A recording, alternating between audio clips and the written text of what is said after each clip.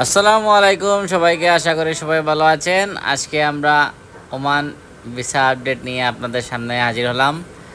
আপনারা ইতিমধ্যেই জানেন যে ওমান কিন্তু ভিসা চালু হওয়ার সম্ভাবনা রয়েছে।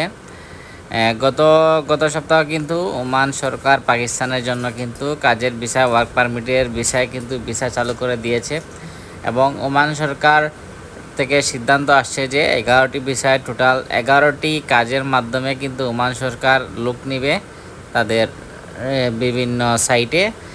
11টি যে পেশা, সে পেশাগুলো কিন্তু এখনও ওমান সরকার নির্দিষ্ট করে বলে নাই যে কোন কোন পেশায় নিয়োগ নিবে, কিন্তু আপনারা শিওর থাকেন যে 11টি বিষয় পেশায় ওমান সরকার কিন্তু লোক নিবে।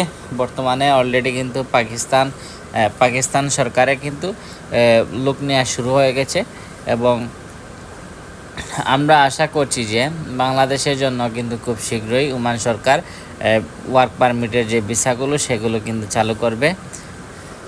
এবং আপনারা জানেন যে গত 2 বছর থেকে কিন্তু বাংলাদেশিদের জন্য ওমানের ভিসা বন্ধ ছিল এবং অনেক প্রবাসী ভাইয়েরা কিন্তু ওমান যেতে পারে নাই, যার ফলে বাংলাদেশ থেকে ওমান যাওয়ার জন্য আগ্রহী যে ভাইরা, ওনারা কিন্তু দীর্ঘদিন থেকে অপেক্ষা আছে। আশা করছি আপনাদের অপেক্ষার অবসান খুব শীঘ্রই হতে চলেছে।